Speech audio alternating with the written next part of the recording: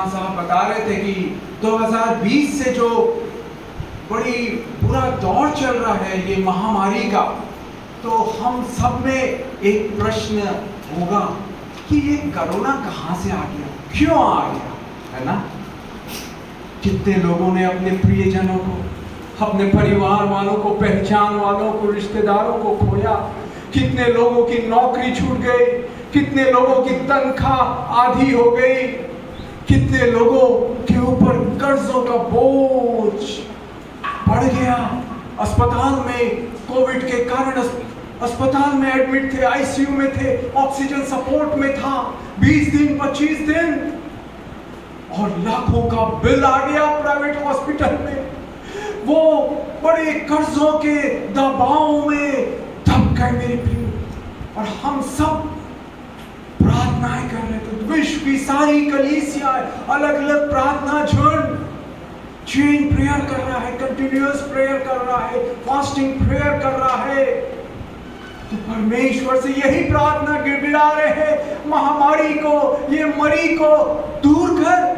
परंतु आज भी हम देखते हैं, आज के न्यूज में था यूके में, रशिया में प्रतिदिन के डेली कोविड केसेस बढ़ रहे हैं। एक सब वेरिएंट आ गया रशिया में। सोचिए, अमेरिका जैसा विकसित देश, इंग्लैंड जैसा विकसित देश, इटली जैसा विकसित देश, हजारों लाखों लोग मर गए। आखिर क्यों? Why? क्यों ये कोरोना महामारी क्यों आई, क्यों है, क्यों नहीं जा रही? ये होगा हम सबका, मेरे भाइयों, मेरी बहनों, आपके दिल में एक प्रश्न होगा, मेरे दिल में भी था, यीशु ऐसा क्यों हो रहा है? क्योंकि आप तो सर्वशक्तिमान परमेश्वर, सूर्य तारों को बनाने वाला, उनको नियंत्रण में रखने वाला, सुबह उसका उदय कराना और शाम को अस्त कराना, यीशु अपने नियंत्रण में रखता है। तो ये बीमारी भी आप ही की अनुमति से आई है। ऐसा क्यों? मेरे प्रियो, बाइबल जो है हमारे हाथों में, आप लोग बाइबल उठा सकते हैं, अपने हाथों में ऐसा लहराइए, हालेलुया। ये बाइबल जो है जीवित वचन है, और बाइबल बताती है ये वचन जो है हमारे मार्ग के लिए उजियाला है और पांव के लिए दीपक है। भजन संहिता 119 105 में लिखा है। और यीशु मसीह ने कहा, मत्ती 4 अध्याय 4 वचन, मनुष्य केवल रोटी से जीवित नहीं रहेगा, परंतु हर एक वचन जो उसके मुंह से निकलता है उससे जीवित रहेगा। आप और मैं आज जो जीवित है, जिंदा है, इस वचन के द्वारा है। जीवित वचन है, हालेलुया। मेरे प्रियो, यीशु मसीह कौन है? Is a loving living God. Jesus Christ is loving living God. एक प्रेमी जीवित परमेश्वर है। और मेरे प्रियो, हम जीवित लोग क्या करते हैं? बात करते हैं। वैसे ही यीशु मसीह बात करता है, हालेलुया। वो जिंदा परमेश्वर है, प्रेमी परमेश्वर है, हमारे सवालों का जवाब देता है। यूहन्ना 10:27 में उसने कहा है, यीशु ने, मेरी भेड़ें मेरा शब्द सुनती है। मेरे प्रियो, मैं भी सुनना चाहता था। आखिर क्यों ये कोविड आया, कोरोना आए, लाखों लोग मर गए, हो बिजनेस बिगड़ गए, और दुकानें बंद हो गई, व्यापार ठप हो गए, क्यों? Why? और एक दिन मैं यही प्रश्नों के साथ बाइबल पढ़ रहा था, और एक वचन मुझे यीशु ने दिलाया। बहुत ही सुंदर वचन है। आपके पास बाइबल है तो जरूर खोल ले। भजन संहिता 106 का 29 भजन संहिता 106 उसका 29 वचन 29। जो उन्होंने अपने कामों से हाँ उसको क्रोध दिलाया जी, और मरी उसमें टूट पड़ी। क्या लिखा हुआ है? उनके अपने कामों से क्रोध दिलाया। किसको? परमेश्वर को, और मरी फूट पड़ी। तो यीशु ने मुझसे कहा, बेटा, यहां मैंने लिखा है लोगों ने, इस दुनिया के लोगों ने अपने पापपूर्ण कार्यों से मुझे क्रोध दिलाया और ये मरी कोविड की, कोरोना की फूट पड़ी। मैंने स्मरण किया, मैं कुवैत गल्फ में इंजीनियर था। मेरे यहाँ से, अमेरिका से, यूरोप से, इंग्लैंड से, स्वीडन, नॉर्वे से इंजीनियर्स आते थे पावर प्लांट्स, रिफाइनरी देखने के लिए जो तेल निकाला जाता था। और मेरी कंपनी उनका मेंटेनेंस वर्क, इंस्टॉलेशन वर्क बड़े बड़े पंप्स का और टरबाइन्स, बॉयलर्स का लेती थी। तो मेरे को प्लांट विजिट के लिए, रिफाइनरी विजिट के लिए दूसरे जो फॉरेन के इंजीनियर्स आते थे उनको ले जाना पड़ता था। एक इंजीनियर आया स्वीडन से, उसका नाम थॉमस, और वहाँ कुवैत में, गल्फ में फ्राइडे सैटरडे छुट्टी रहती है। तो उस दिन थर्सडे था, दूसरा दिन छुट्टी था।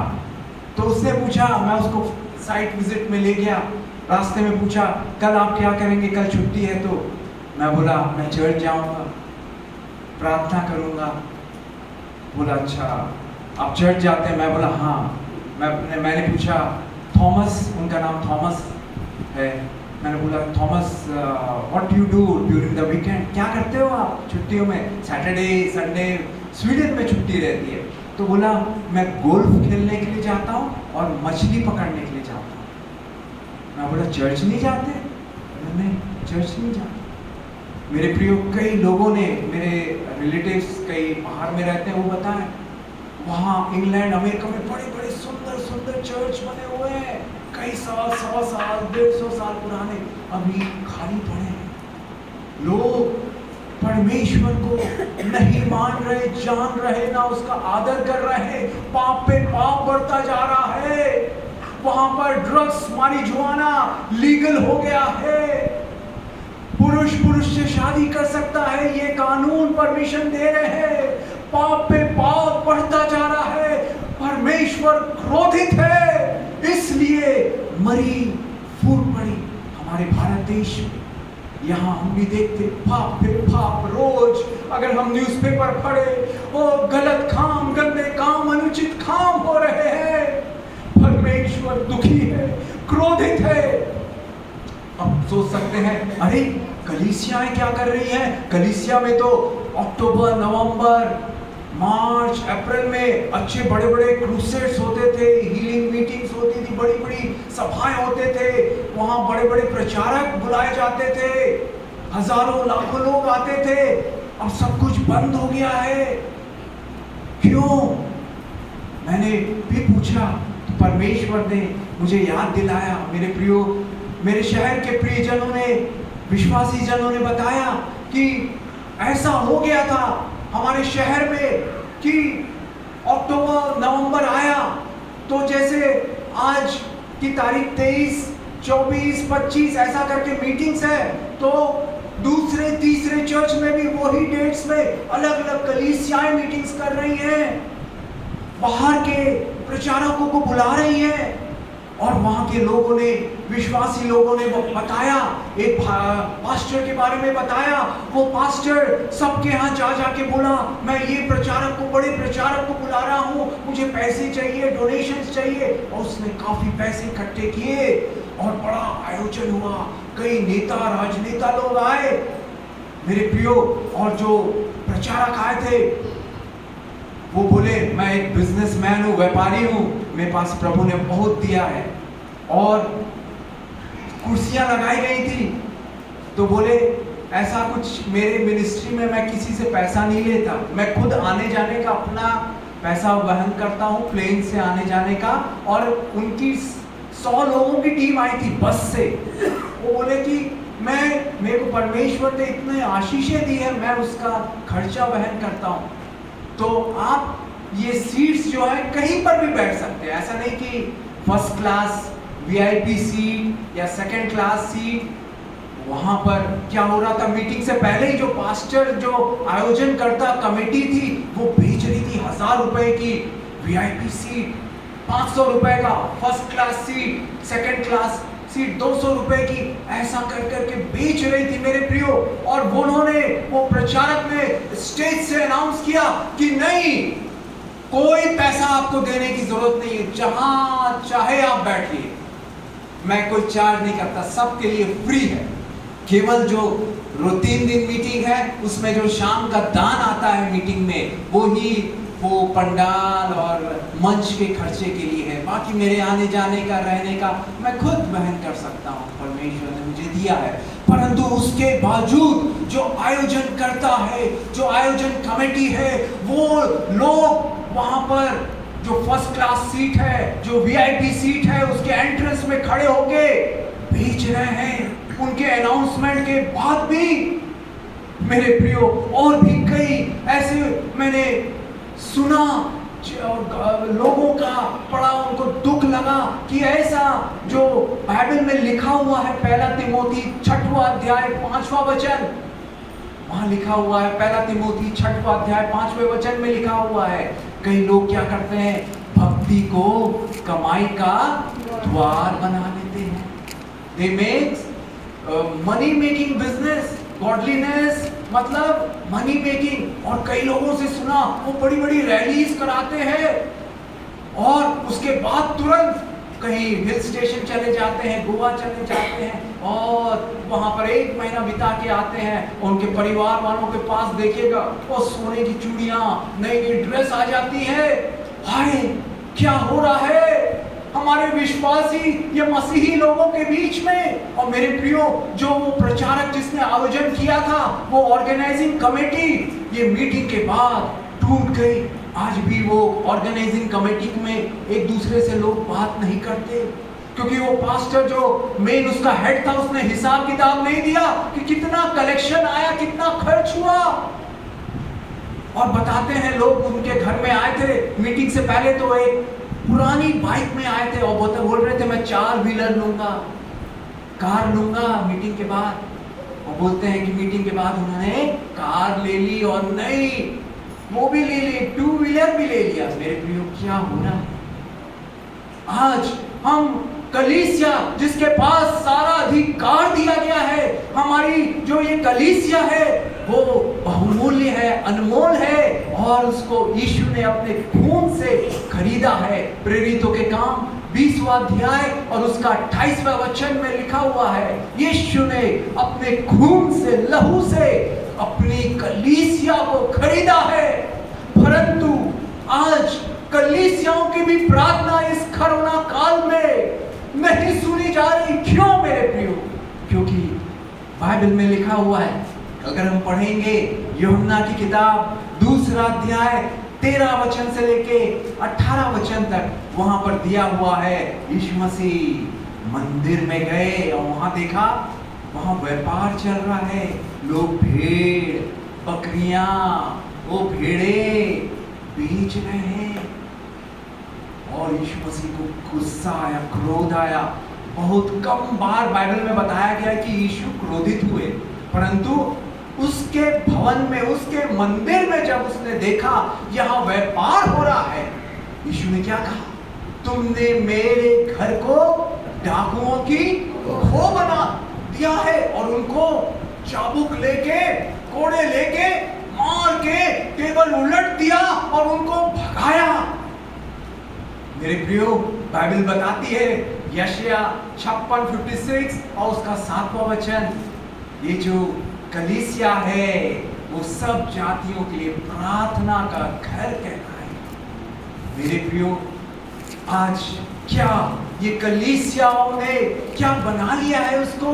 मेरे प्रियो, परमेश्वर क्रोधित है, जैसा हमने पढ़ा, इसलिए मरी फूट पड़ी है।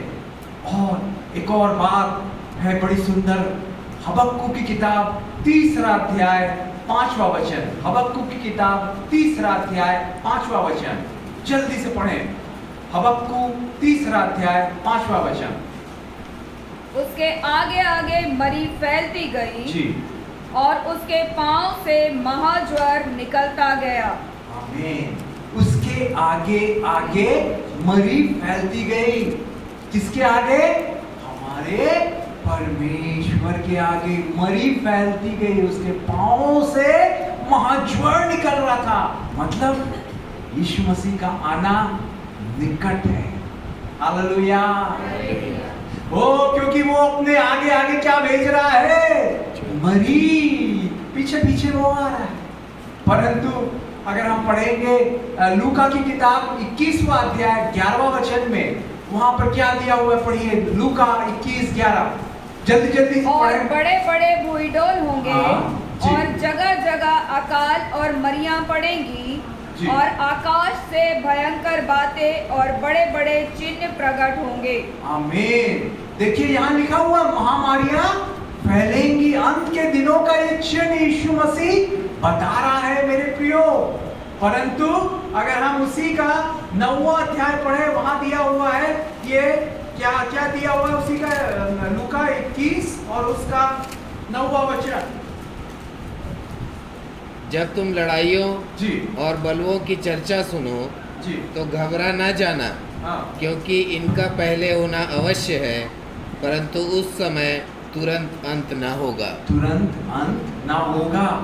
तो यीशु मसीह आ रहे हैं, परंतु ऐसा नहीं कि तुरंत अंत हो जाए, नहीं मेरे प्रियो, क्योंकि एक और बात का पूरा, बाइबल की बात का पूरा होना जरूरी है। वो पाया जाता है मरकुस की किताब 13 अध्याय उसका 10वां वचन। वहां लिखा हुआ है ये जो सुसमाचार है, शुभ समाचार, शुभ संदेश सारी जातियों में प्रचार किया जाएगा। मेरे प्रियो, आज भी हम देखते हैं हमारे शहर में, हम कहाँ जहां कहीं पे के भी है, वहां पर कई लोगों ने आज भी यीशु के नाम को नहीं सुना है। मेरे प्रियो, अभी समय है तो हमें क्या करना है? तैयारी करना है और दूसरों को भी तैयार करना है। हालेलुया। इसलिए हम पढ़ेंगे लूका की किताब 21वां अध्याय 36वां वचन, 36।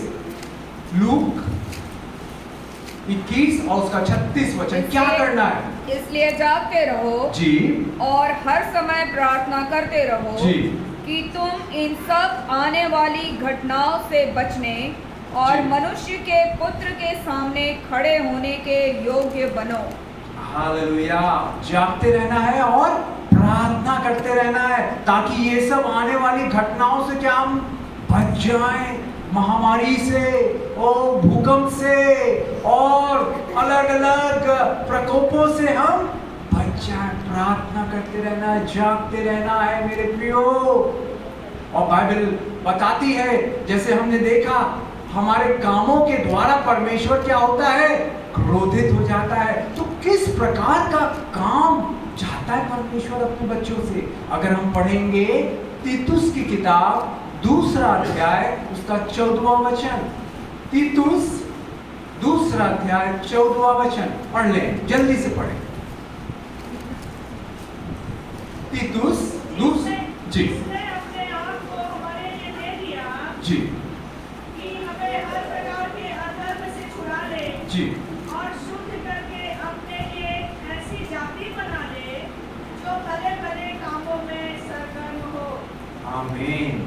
क्या ऐसी जाति बना ले जो भले भले कामों में सरगर्म हो, मतलब जोशीले हो, हर समय तैयार रहे अच्छे कामों में, भले कामों में। और तीतुस की किताब 3 अध्याय 8वें वचन में भी पढ़ दीजिए, तीतुस 3:8। यह बात सच है जी और मैं चाहता हूँ कि तू इन बातों के विषय में दृढ़ता से बोले, इसीलिए कि जिन्होंने परमेश्वर पर विश्वास किया है वे भले भले कामों में लगे रहने का ध्यान रखें। भले भले कामों में लगे रहने का ध्यान रखें। मेरे प्रियो, क्या भले भले काम है? मेरे प्रियो, एक भला काम मैं आपको बताना चाहता हूं अपने व्यक्तिगत उदाहरण के साथ, जो पाया जाता है। अगर आप खोल लेंगे नीति वचन की किताब 24वां अध्याय और उसका 25वां वचन, नीति वचन 24वां अध्याय 25वां वचन, बहुत ही सुंदर अद्भुत वचन है, प्रकाश देता है वो। परंतु जो लोग दुष्ट को डांटते हैं जी उनका भला होता है। एक मिनट, दुष्ट को जो डांटता है उनका क्या होता है? भला होता है। मैं ये सोचता था, अरे कुछ गलत हो रहा है, दुष्ट है, उसको क्यों डांटना, छोड़ दो ना, करने दो। परंतु यहाँ क्या लिखा हुआ है? दुष्ट को जो डांटता है उनका भला होता है। आगे पढ़िए। और उत्तम से उत्तम आशीर्वाद उन पर आता है। उत्तम से उत्तम आशीर्वाद, आशीषें उन पर आता है जो क्या करता है? दुष्ट को डांटता है। मेरे प्रियो, एक इंग्लिश में कहावत है, to see evil and not to say it's evil is evil.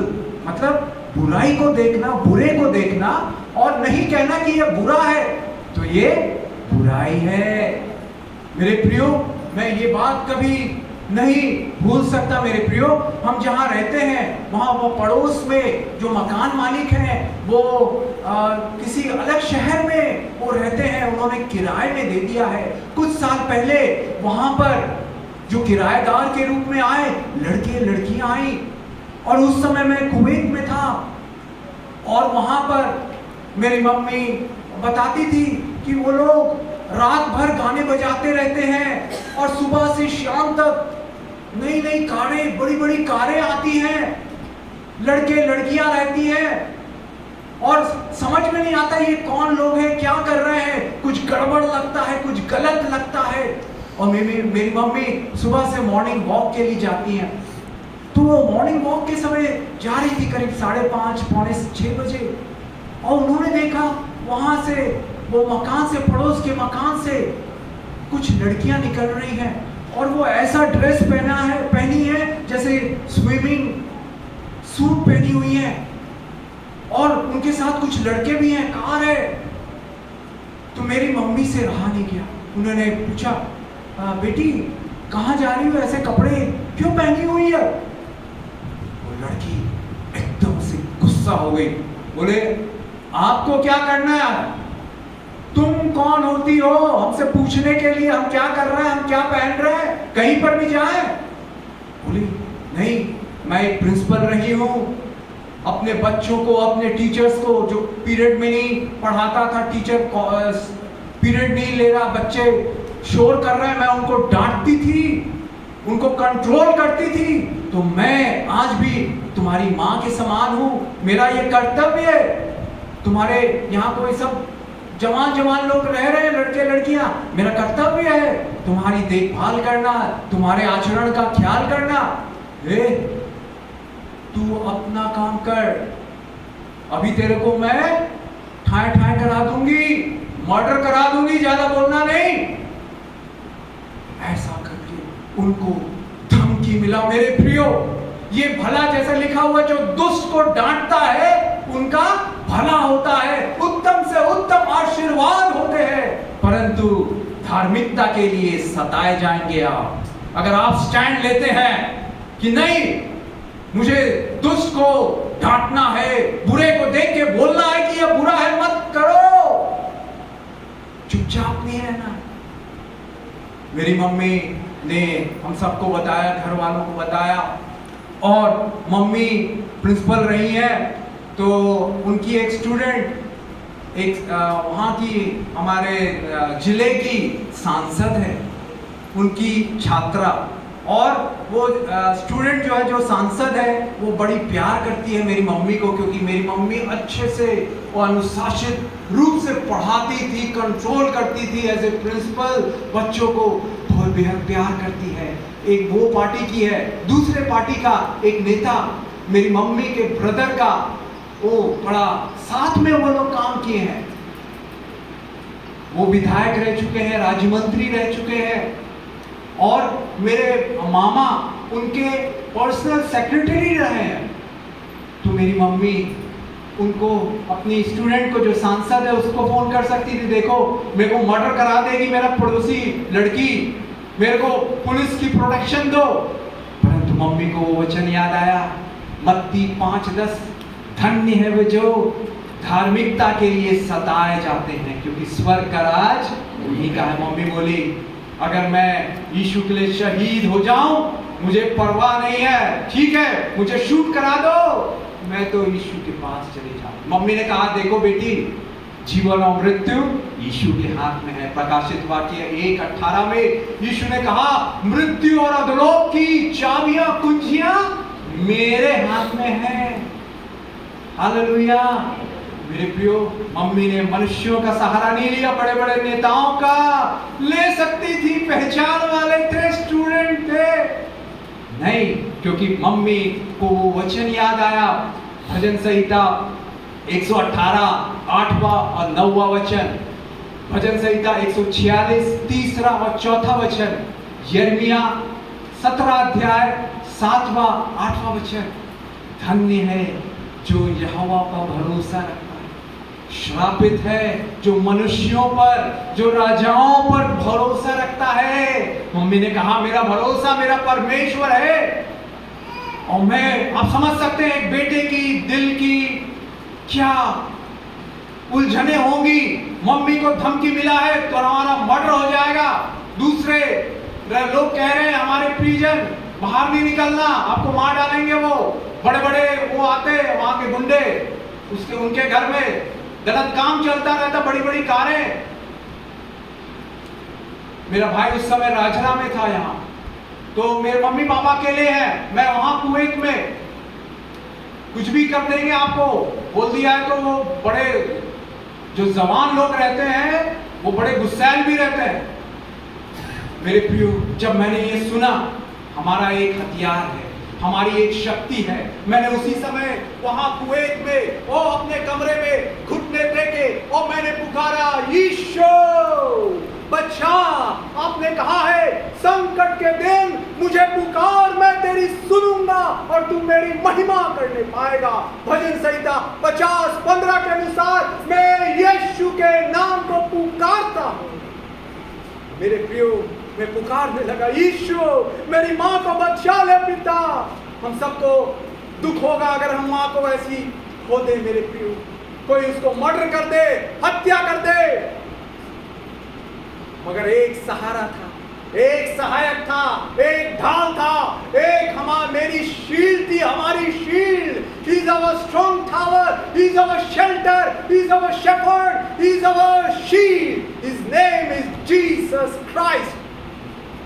मेरे प्रियो, प्रार्थना करता था, मैंने कई घंटे प्रार्थना में बिताए और यीशु ने कहा मत डर, यशायाह 41:10 के अनुसार मैं तेरी मदद करूंगा, मैं तुझे अपने धर्ममय हाथों से तेरी मम्मी को संभाले रहूंगा। जो उससे लड़ते हैं उनको तू देख नहीं पाएगा, मैं उनसे लड़ाई लड़ूंगा। निर्गमन 14:14, युद्ध तुम्हारा नहीं परंतु परमेश्वर का है, वो हमारी ओर से लड़ता है। हालेलुया। और मुझे एक और वचन से परमेश्वर ने बात किया। मेरे प्रियो, देखिए मैं आपको दिखाना चाहता हूं, जो भी छोटे बच्चे हैं प्लीज सामने आ जाएं। छोटे बच्चे 2 लोग आ जाएं। ये देखिए जो वचन से परमेश्वर ने बात किया, इसका फोटो देखिए। मैं एक्चुअली वहां कुवैत में ये सब दिखाता था तो लोग मेरे को बहुत पसंद करते थे, और यहाँ पर तो वो है नहीं कंप्यूटर के द्वारा, नहीं तो प्रोजेक्टर के द्वारा मैं दिखाता। एक आप ऐसा करके ऐसा पकड़िए, ऐसा करके, और ये वाले रो में जाइए, ठीक है, आपकी वो वाले रो में जाइए। देखिए दिखाते जाओ यहाँ पर, और एक ये, हाँ थोड़ा रुकिए, हर एक रो में देख लीजिए। देखिए वो क्या दिख रहा है आपको, हाँ आगे दिखाते जाइए। क्या जोर से बोलिए, खड़े होके बोलिए। हाँ मधुमक्खी तो नहीं है। हाँ जी, बाइबल में इसका बड़ा सुंदर घटना दी हुई है, मजा आ जाएगा। जब मैंने ये पढ़ा मुझे दिल आनंद से भर गया। हालेलुया। बाइबल बताती है परमेश्वर का वचन मधु से भी मीठा वचन है। हालेलुया। भजन संहिता 119 उसका 103 में लिखा हुआ है। भजन संहिता 19 उसके 10 में वो वचन में लिखा हुआ है, your word is sweeter than Honey. मेरे प्रियो, देखिए आप सबने, कौन बताना चाहेगा क्या है वो? नहीं, बाइबल का शब्द बताइए, मधुमक्खी नहीं है वो। देखिए खोलिए, आपको मजा आएगा। यहोशू की किताब 24वां अध्याय 12वां वचन। थैंक यू बच्चों। यहोशू 24 अध्याय उसका 12वां वचन। और मैंने तुम्हारे आगे बर्रों को भेजा और उन्होंने एमोरियों के दोनों राजाओं को तुम्हारे सामने से भगा दिया। देखो, यह तुम्हारी तलवार व धनुष का काम नहीं है। आमेन। मैंने क्या भेजा? बर्रों को भेजा। बर्रे कैसे रहते हैं? काला, है ना, और वो बर्र करके वो आवाज करते हैं। और एक बार काटा ना, मेरे पापा को बचपन में काटा था, आज भी वो निशान है काटने का। इतना उससे काटते, बर्रे, समझ गए ना, बरैया बोलते हैं, ठीक है, मधुमक्खी नहीं है, बरैया अलग रहता है। बरैये को भेजा और किसको निकाल दिया? अमोरियों के बड़े बड़े राजाओं को। सोचिए आप, राजाओं के पास तो घोड़े, तलवारें, भाले होंगे, इतने हजारों सैनिक होंगे, उसके द्वारा, धनुष और तलवार के द्वारा नहीं, ये कीड़ों के द्वारा। अगर हम पढ़ेंगे निर्गमन की किताब 23वां अध्याय 28वां वचन, निर्गमन 23 और उसका 28वां वचन। और मैं तुझसे पहले जी बर्रों को भेजूंगा, जी जो हित्ती, कनानी और हित्ती लोगों को तेरे सामने से भगा के दूर कर देंगे। आमेन। परमेश्वर कह रहा है, मैं आगे क्या भेजूंगा? बर्रों को भेजूंगा। किन किन लोगों को हटाएगा? हित्ती और कनानी, हिब्बी, 3 लोग, और वहां के अमोरी 2 राजाओं को भगा देगा ये कीड़े से। क्या आज आप सोचते हैं हम तो छोटे हैं? बाइबल में लिखा हुआ है, पहला कुरिन्थियों पहला अध्याय 27वें से लेके 29वें वचन तक, परमेश्वर ने निर्बलों को, जगत के मूर्खों को, तुच्छों को चुन लिया। हम सब कोई ज्यादा पढ़े लिखे नहीं मेरे प्रियो।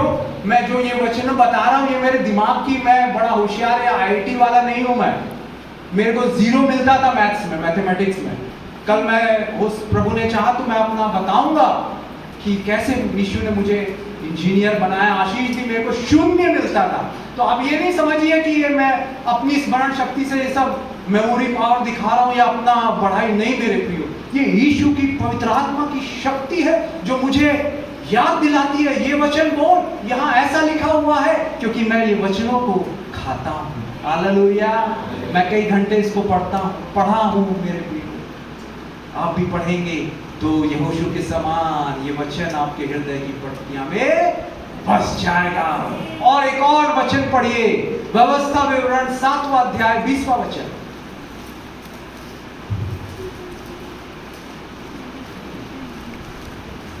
अच्छा लग रहा है? इंटरेस्टिंग लग रहा है? हालेलुया। हाँ, 7 का 20 पढ़िए, व्यवस्था विवरण। हाँ,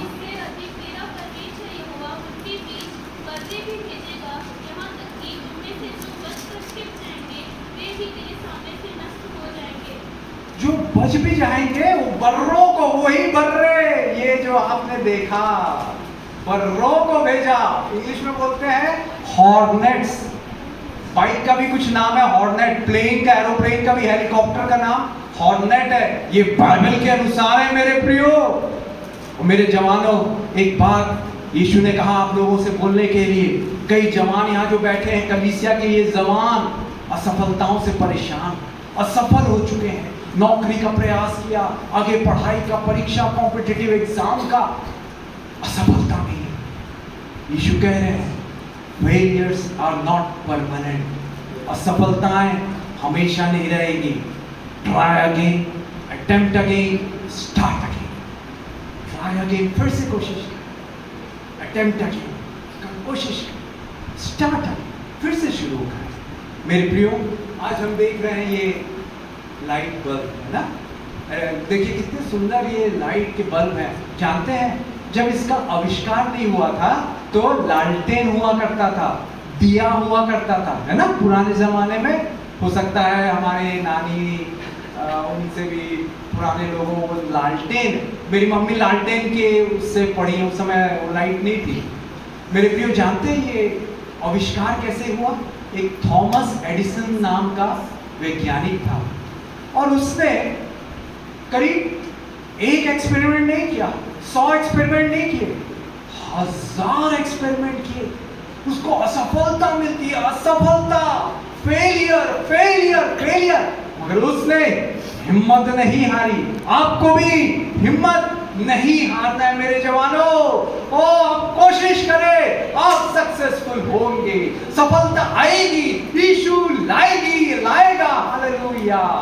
वो मेरे प्रियो, वो थॉमस एडिसन 1000 बार से भी ज्यादा उसने प्रयोग किया, एक्सपेरिमेंट किया, और उसका एक्सपेरिमेंट आखिर में सफल हो गया, और आज उसकी खोज को करोड़ों लोग दुनिया में आशीषित हैं। आप लोग भी आशीषित हो जाएंगे। कोशिश करें, try again, attempt again, start again. You will be successful by your success giver Jesus Christ. Hallelujah. मेरे प्रियो, उसके बाद क्या हुआ? परमेश्वर ने ये वचनों के द्वारा तो बात की बहुत सुंदर, और एक और वचन के द्वारा बात की। दूसरा इतिहास 20वां अध्याय में दिया हुआ लंबा है, यहोशापात राजा के बारे में। जब अलग अलग बड़े बड़े सामर्थी 4-5 राजाओं ने उसको घेर लिया, मारने के लिए, हराने के लिए उसने प्रार्थना की। परमेश्वर ने क्या किया? जो राजा उस पर आक्रमण कर रहे थे, आपस में लड़वा दिया। हालेलुया। आपस में वो लड़के मर गए, मिट गए, भाग गए। मेरे प्रियो, क्या हुआ? मैं प्रार्थना करता रहा, हम सब, मम्मी भी प्रार्थना करती रही, और प्रेयर वॉरियर्स भी कलीसिया की प्रार्थना करते रहे। और कुछ ही दिनों बाद वो लड़के लड़कियां रह रहे थे ना, तो अचानक से रात के 1-2 बजे जोर जोर से आवाज आने लगी, और जोर से एकदम। तो पीछे में जो रहते हैं, उन्होंने पुलिस बुलाई, में क्या हो रहा है ये? तो पुलिस आई और झगड़ा बंद कराई। शराब की बोतलें, पार्टीज और वो गलत चीजें मिली वहां पर, और उनको अरेस्ट करके ले गई, और वो आपस में ही झगड़ने लगे और भाग गए। हालेलुया। आपके भी पड़ोस में ऐसा हो रहा हो, आपको ऑफिस में कोई सता रहा हो, आपके पड़ोस में, आपकी वर्क प्लेस में, बिजनेस की जगह में, याद रखिए परमेश्वर ऐसे बर्रों को भेज सकता है कोई भी माध्यम से। और उसके बाद एक और पड़ोसी आए, वो भी रात को ही हल्ला करते, शोर करते, अपनी एक्टिविटीज करते। तो परमेश्वर ने क्या भेजा मालूम? सांपों को भेज दिया। उनके कमरे में घुस गए। एक बार तो दौड़ते हुए आए, अरे कि वो सांप घुस गया। सांप घुसने से 3-4 बार घुसा, परेशान हो गए, छोड़ के चले गए। और अभी यीशु की दया से अच्छे शांत पड़ोसी हैं। आप अगर ऐसा समस्याओं का कोई लोग आपको तंग कर रहा है, परेशान कर रहा है, यीशु का वादा ले लीजिए जो पाया जाता है यशायाह 32:18 में, मेरे लोग शांति के स्थान में निवास करेंगे, सुख के स्थान में ओ विश्राम से रहेंगे। हालेलुया। आपका जो स्थान, आप जो रह रहे हैं, शांति का रहेगा, वो विश्राम का रहेगा, ताकि आप सुख से रहे। जो भी आपको डिस्टर्ब कर रहा है, परेशान कर रहा है, वो सब दूर हो जाएगा। भजन संहिता 68 उसका पहला वचन कहता है, परमेश्वर उठे और उसके शत्रु क्या हो जाए? तितर बितर हो जाए। हालेलुया। और एक और क्विज मैं बताना चाहूंगा, कल समय नहीं मिलेगा। छोटे बच्चे आ जाएं प्लीज फिर से। ये चित्र है, आपको देख के बताना है, मगर चुपचाप रहेंगे, हाथ उठाएंगे, ठीक है? ये बाइबल में से एक राजा था, उसकी मृत्यु ऐसी हुई थी। ये देखिए, हाँ ऐसा करके दिखाइए। आप वैसे ही जाइए बेटी, आप इधर जाइए, आप उधर जाइए, एक एक रो में दिखाइए, पहचानिए और मुंह बंद कीजिए, है ना? वो कौन राजा था? दिख रहा है आप लोगों को?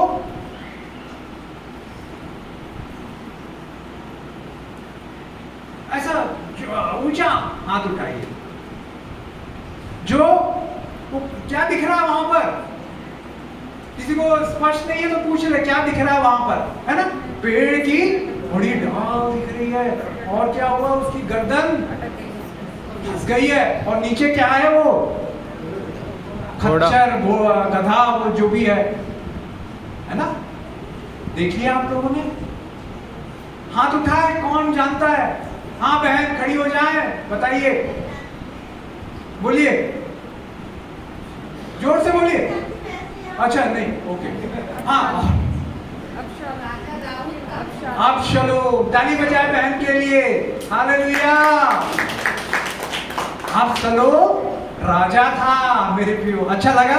और देख चाहेंगे आप कुछ बाइबल लेसन्स मैं आपको बताऊं? जवानों, आज जवानों का दिन है, तो मैं और चाहूंगा कि उनको बताया जाए। अगर ये अब्सलोम के बारे में आप पढ़िएगा, बांज का वृक्ष था, उसमें उसके इतने घने लंबे बाल थे ना, वो उसकी टहनी में फंस गए थे और उसी मृत्यु का उसका कारण हुआ। ये दूसरा सामुएल 18वें अध्याय में दिया हुआ है, 90 वचन से आगे।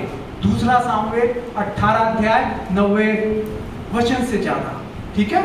और देखना चाहेंगे आप लोग, जैसे अपना इंटरेस्ट आप व्यक्त कर रहे हैं, तो मैं आपको और दिखाना चाहूंगा। आ जाइए बच्चों, आप देखिए, मेरे पास अगर वो दिखाने के लिए कंप्यूटर और वो सब रहता तो बड़े आसानी से दिखा देता। ये देखिए, ये क्या दिख रहा है? जल्दी जाइए, एक एक रो में आप इधर इधर इधर थोड़ा जल्दी दिखाइए, और भी है हमारे पास।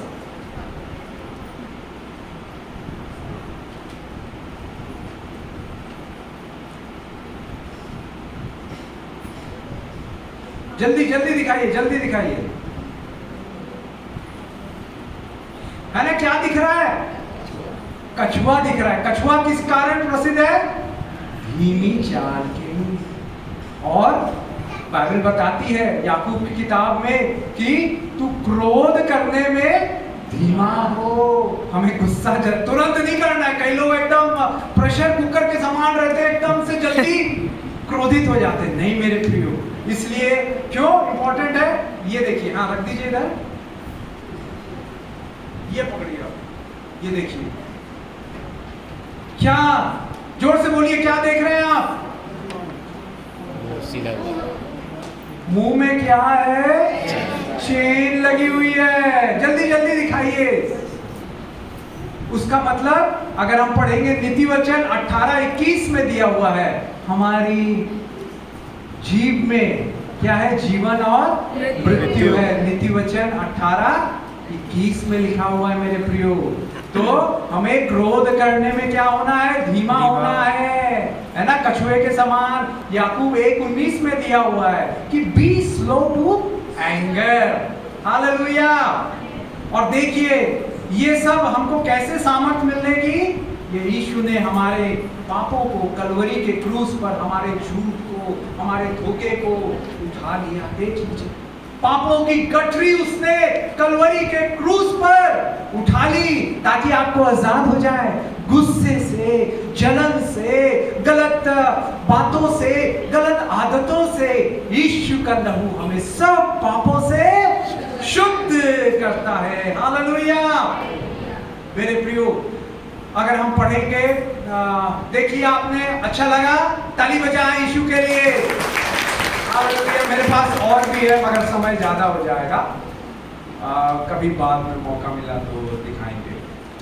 हालेलुया। अगर हम पढ़ेंगे यिर्मयाह 17 अध्याय 10वां वचन, वहां लिखा हुआ है, मैं परमेश्वर हृदय को जांचता हूँ, मन को जांचता हूँ, ताकि प्रत्येक को उसके कामों के अनुसार फल दूं। यिर्मयाह की किताब 32वां अध्याय 19 वचन में भी लिखा हुआ है, कामों के अनुसार प्रतिफल देगा। मेरे प्रियो, हमारे काम प्रतिफल हमको इनाम लाएंगे।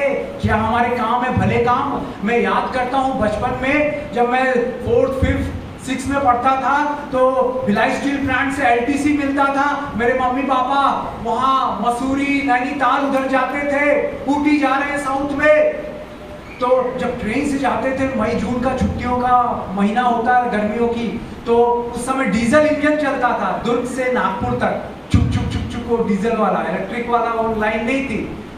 काफी गर्मी पड़ती थी, परंतु जो भी बीच में स्टेशन आते थे, प्यास लगती थी मेरे प्रियो। 42 डिग्री 45 डिग्री का तापमान हो जाता था। तो मैं देखता था बड़े बड़े घड़ों में एक पर्टिकुलर समाज के लोग, जैसे ही ट्रेन रुकी तुरंत आके ग्लास में शरबत पिलाते, ठंडा पानी पिलाते। मैं ये सोचने लगा, आखिर हम विश्वासी मसीह लोग कहां पर हैं? ऐसा करके दिल्ली तक के सफर में, झांसी, आगे मथुरा और आगरा, वहां पर ऐसे ही अन्य अन्य समाज के लोग ये काम कर रहे हैं, ठंडा पानी, ठंडा शरबत हर एक पैसेंजर को बड़ी खुशी से पिला रहे हैं। मुझे याद आया अभी जब मैं यीशु को जाना, एक विलियम बूथ करके इंग्लैंड में एक प्रभु के जन रहते थे, विलियम बूथ। वो 3S प्रचार करते थे। पहले इंडस्ट्रियल रेवोल्यूशन जब आया था, लोग गंदे रहते थे, नहाते नहीं थे, तो उनको पहले वो नहलाते थे। उन्होंने बोला फर्स्ट सोप नहलाना मतलब लोगों को, उसके बाद सूप मतलब भूखे प्यासे हैं, नौकरी नहीं है, पैसे नहीं है, तो उनको वो सूप पिलाते। और फिर तीसरा सैल्वेशन, फिर उसके बाद उद्धार का सुसमाचार देते। मेरे प्रियो, सोप, सूप, सैल्वेशन। आज भी ऐसे ही जरूरत है मेरे प्रियो, क्योंकि हम पिछड़े हैं, हम ये सब भले कामों में पीछे हैं मेरे प्रियो। और जैसे हमने मुख्य पद पढ़ा, अभी समय नहीं है, नहीं तो आप घर में जाके पढ़ लीजिएगा। प्रकाशित वाक्य 20:12 और प्रकाशित वाक्य 14:13 में दिया हुआ है कि हमारे मरे हुओं का न्याय कैसे किया जाएगा, हमारे कार्यों के द्वारा। और जैसे बहन ने पढ़ा तीतुस 2:14 में और तीतुस 3:8 में, भले भले काम करने में हमको क्या करना है, सरगर्म रहना है, जोशीले रहना है, तैयार रहना है। मेरे प्रियो, क्या हम कर रहे हैं? मत्ती 25 उसका 31 से लेके 46 वचन तक, जब अंतिम श्वेत सिंहासन का न्याय होगा, है ना, किस प्रकार न्याय होगा आप पढ़ लीजिएगा। मत्ती 25 31 से लेके 46 तक। यीशु मसीह अपने सिंहासन में बैठेंगे, वो भेड़ और बकरियों को अलग करेंगे। वहां लिखा हुआ है, जब मैं भूखा था तो तुमने मुझे खिलाया, जब मैं प्यासा था तुमने मुझे पिलाया, जब मेरे पास घर नहीं था, मैं परदेसी था, तुमने मुझे ठहरने की जगह दी, जब मैं कैद खाने में, जेल में था, तुम बंदी गृह में थे, वो था तो तुम मुझसे ढूंढने आए, मिलने आए, जब मैं अस्पताल में बीमार था मुझे देखने के लिए आया। और मत्ती 25:40 में लिखा हुआ है, इन छोटों में से जिस किसी के लिए भी कुछ अच्छे काम किया गया, वो किसके लिए किया गया? यीशु के लिए किया गया। मेरे प्रियो, जब मैं ये वचन पढ़ता, मुझे मदर टेरेसा की याद आती है। अंतिम बात बता के मैं खत्म करना चाहूंगा। मदर टेरेसा यूरोप की बहन थी और वो नन के रूप में भारत देश आई। जब वो ट्रेन से जा रही थी, कलकत्ता के पास से ट्रेन से, उसने देखा स्टेशन के पास, रेलवे लाइन के पास लोग वो झुग्गी झोपड़ियों में रह रहे हैं, कोढ़ी लोग, अनाथ लोग, वो बड़े वो बेकार रीति से बेघर लोग पड़े हुए हैं, कोई उनको देखभाल करने वाला नहीं। उन्होंने यीशु की आवाज सुनी, मेरी बेटी इनकी सेवा कर। यूरोप में जहाँ की है वो, वहाँ पर ना कोई मच्छर है, ना मक्खी है, ना कोई ज्यादा धूल है, मगर वो कलकत्ता में आए यीशु की आवाज सुन के, मेरी बेटी इनकी सेवा कर, इन बेसहारों भिखमंगों की सेवा कर। और वो आके सेवा करने लगी। उन्होंने देखा गटर में, नाली में एक वो अंधा व्यक्ति पड़ा हुआ है, उसके पास कपड़े नहीं है, लोग छोड़ दिए। हजारों लोग कलकत्ता की सड़कों में जा रहे हैं, कोई उस पर ध्यान नहीं दे रहा। वो बहन ने उस अंधे भिखारी को उठाया और अपनी चर्च में ले गई। अपने बिशप प्रीस्ट से बोली, फादर से बोली कि इसकी मैं सेवा करना चाहती हूँ।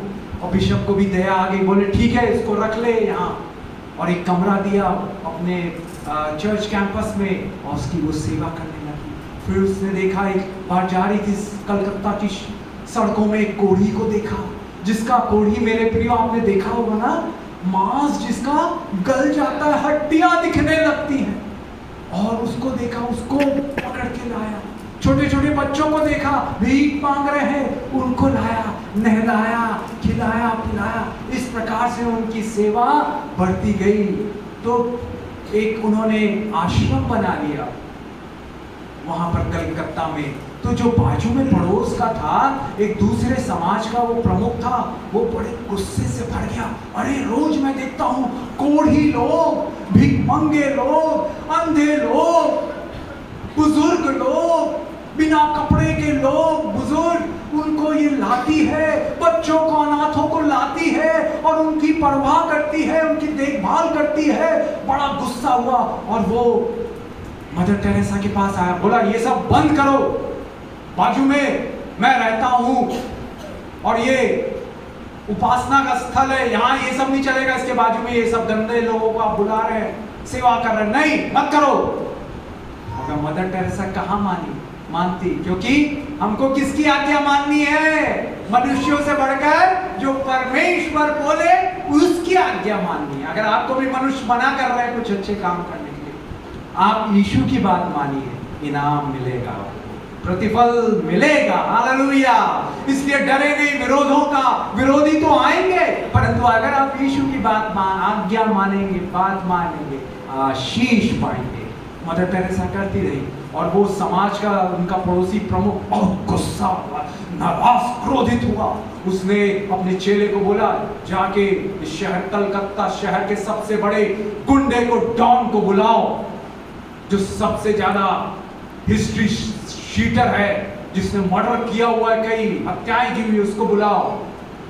बुलाया गया सबसे बड़ा नामी कलकत्ता का डॉन, गुंडा, और उसको वो समाज के प्रमुख ने बोला, मैं तुमको 50,000 की गड्डी निकाली, बोला 50,000 दे रहा हूँ, पड़ोस में ये नन रहती है मदर टेरेसा, उसको खत्म करना है, उसकी हत्या करनी है, मर्डर करना है उसका, और 50,000 मर्डर करने के बाद तुमको मिलेगा, ये अभी एडवांस ले लो 50,000, सुपारी दे दी उसको मारने की।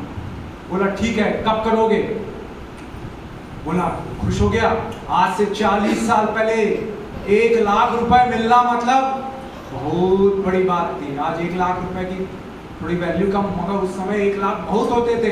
उसको 50,000 उसी समय मिल गए और मर्डर के बाद, काम के बाद 50,000 और मिलेंगे। वो बोला कल ही मैं करता हूँ, कल सुबह से आ जाऊंगा मैं करने के लिए।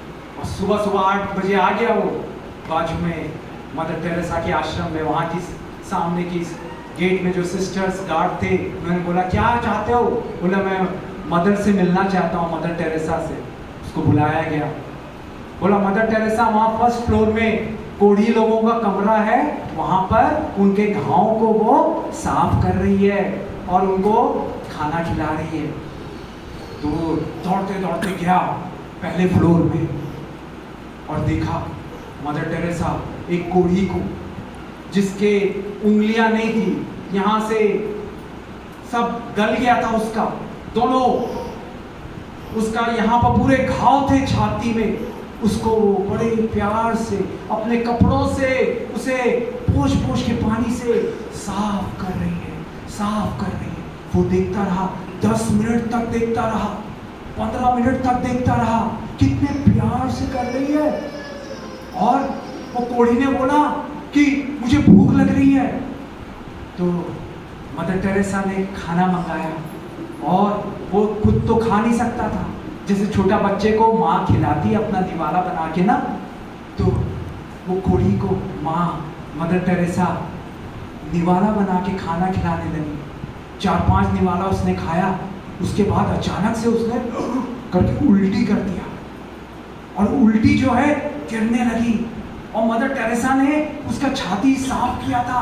उसी समय मदर टेरेसा ने अपनी साड़ी का पल्ला ले लिया, पल्लू ले लिया और उस उल्टी को अपने पल्लू में उठा लिया। गुस्सा नहीं हुई, फिर से बड़े प्यार से उसको खिलाने लगी। ये जो हत्यारा आया था वो देख के दंग रह गया। आधा घंटा बीत गया, कैसे उसके हाथ नहीं निकल रहे हैं। पॉकेट में बड़ा सा चाकू रखा हुआ है, मारूंगा उसको, 15-20 बार करूंगा, खून करके खत्म कर दूंगा, मगर निकाल नहीं पा रहा है। देखते ही रह गया, आंखें फटी रह गई, दंग रह गई। और वो कोढ़ी फिर से मदर टेरेसा उसको खिलाने लगी। वो फिर से खाने लगा, फिर से उसने उल्टी कर दी करके। मदर टेरेसा ने फिर से बड़े प्यार से अपनी साड़ी में लिया, अपने हाथों में लिया उस उल्टी को। कोई घृणा नहीं आई, कोई नफरत नहीं आई, कोई उसको डांटा नहीं कि क्यों उल्टी कर रहा है। उसको अब उसकी पत्नी का याद आ गया कि मेरा जब छोटा बेटा था, बचपन में जब वो खा नहीं पाता था तो मेरी पत्नी उसको खिलाती थी अपने बेटे को, उल्टी कर देता था। तो उसकी माँ मतलब उसकी पत्नी बच्चा जब उल्टी करे तो डांटती थी, अरे उल्टी क्यों कर रहा है, मेरे कपड़े खराब हो गए। माँ डांट रही है, एक सगी माँ, ये तो अनजान माँ है। और ये कोढ़ी जो देख नहीं पा रहे हैं, मतलब लोग देख नहीं पाते, ऐसा अछूत और घृणा के स्वरूप में है, ये इतने प्यार से कैसे कर रही है।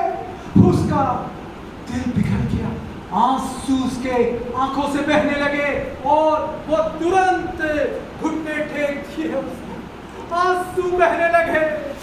उसका जो पत्थर का दिल था, बाइबल में लिखा हुआ है यहेजकेल 36:26 में, मैं तुम्हारा पत्थर का हृदय निकाल के तुमको मांस का मुलायम हृदय दूंगा। अगर आपको भी लोग सता रहे हैं, आपके शत्रु ऐसे पत्थर है, आपका हो सकता है बॉस, आपके परिवार वाले आपको सता रहे हो, ऐसा हृदय हो, बड़ा कठोर कड़ा हृदय, यीशु मसीह वचन को पूरा करता है, अपने वचन को भेज के क्या करता है, वो पिघला देता है। हालेलुया। क्योंकि भजन संहिता 97:5 में दिया हुआ है, पहाड़ उसकी उपस्थिति से पिघल गए। वो लोगों का हृदय भी पिघल जाएगा, कड़े कठोर लोगों का हृदय जो आपको तंग कर रहे हैं, सता रहे हैं, चोट पहुंचा रहे हैं, मानसिक शारीरिक आर्थिक। मेरे प्रियो, वो फूट फूट के रोने लगा और उसने माता के पैरों को पकड़ लिया। माँ, आपके जैसा प्यार मैंने कहीं नहीं देखा। अब से ये देखिए चाकू, ये देखिए 50,000 रुपए मुझे मिले थे, मैं उस समाज प्रमुख को वापस करता हूँ। अब मैं आपके साथ सेवा करूंगा। वो वहां शिष्य बन गया। That's the power of gospel. ये सुसमाचार की शक्ति है। पहाड़ पिघल जाते हैं, हृदय, कड़े हृदय, कठोर हृदय पिघल जाते हैं। मेरे प्रियो, ये यीशु मसीह ने कहा यूहन्ना 13:34 और 35 में, मैं एक नई आज्ञा देता हूँ, एक दूसरे से प्रेम रखो। सारी दुनिया जानेगी कि अगर तुम एक दूसरे से प्यार करते हो तो तुम मेरे चेले हो। हालेलुया। आइए हम सब खड़े हो जाए और 2 गीत गाएंगे। उसमें पहला गीत ये रहेगा, हम प्रार्थना करेंगे। आंखें बंद कर लीजिए मेरे प्रियो। यीशु की आत्मा मंडला रही है, यीशु का प्यार, कलवरी का प्यार मंडला रहा है। हालेलुया। हम ये गीत के रूप में गाएंगे। छोटा सा कोरस, हृदय में प्रेम को भर दे और अपने जैसा कर, make me more like thee, oh Jesus, make me more like thee, give me a heart that's filled with love and make me more like thee। हाँ पिता, हमारे हृदय में रोमियो 5:5 के अनुसार अपना प्रेम उंडेल दीजिए पिता, उंडेल दीजिए हर एक भाई, हर एक बहन पर, अपने शत्रुओं को प्यार कर सके जैसे आपने सिखाया है, बताया है, उनके लिए प्रार्थना कर सके, अपने सताने वालों के लिए हृदय में प्रेम को, प्यार को, कलवरी के प्यार को भर दीजिए ताकि हम एक दूसरे से घृणा, बुराई, नफरत ना करें, प्यार करें।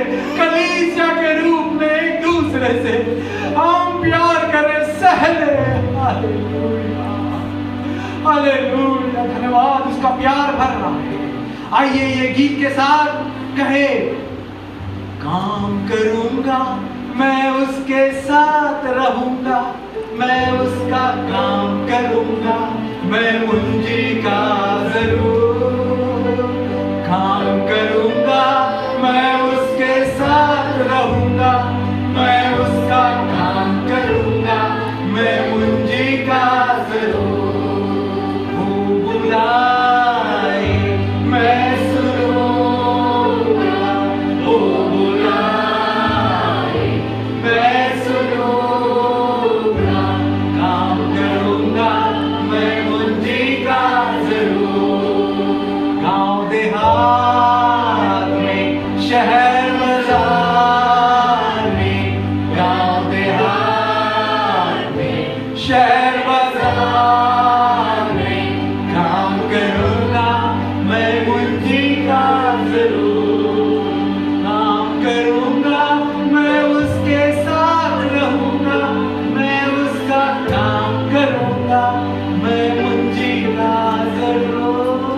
प्यारे यीशु, ये प्रण प्रतिज्ञा आपके प्यारे बच्चों ने, मेरे भाइयों बहनों ने लिया पिता, ऐसी ही भले कामों में वो सरगर्म रहे, जोशीले रहे, फुर्तीले रहे पिता, प्यार भरे काम कर सके, ताकि न्याय के दिन उनके कामों के अनुसार उनको प्रतिफल मिल सके। क्योंकि हमारा उद्धार हमारे कर्मों के द्वारा नहीं हुआ, परंतु विश्वास के द्वारा अनुग्रह से हुआ है। और ये हमारे काम मैले चिथड़े कपड़ों के समान है, परंतु उद्धार प्राप्त करने के बाद हम भले भले अच्छे कामों में सरगर्म रहे, तैयार रहे, जोशीले रहे। कलीसिया का कोई भी काम हो, हालेलुया, ओ माइक का, ओ साफ सफाई का, ओ जो भी काम हो पिता, उसमें जोशीले फुर्तीले हो। सारे भाइयों बहनों को ऐसा अनुग्रह दे दीजिए, छू लीजिए, छू लीजिए पिता, टच लॉर्ड जीसस, प्यार से अपनी दया से भर दीजिए, टच, छू यीशु, छू यीशु के सामर्थ्य प्यार भरे मीठे मधुर नाम में, आमीन। धन्यवाद, थैंक यू।